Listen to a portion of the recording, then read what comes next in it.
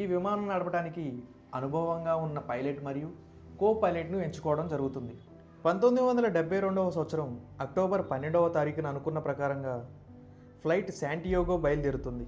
వాతావరణం సరిగ్గా లేకపోవడంతో మార్గం మధ్యలోనే ఉన్న అర్జెంటీనా రాజధాని మెనోర్జాలో రాత్రి గడపడం జరుగుతుంది. మెనోర్జా నుంచి శాంటియాగో కేవలం 200 కిలోమీటర్లు మాత్రమే.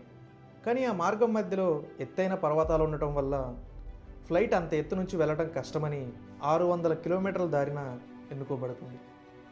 ఆ మరుసటి రోజు కూడా వాతావరణం సరిగ్గా లేదు. మధ్యాహ్న సమయంలో కాస్త వాతావరణంలో మార్పు వస్తుందని అంచనా వేశారు.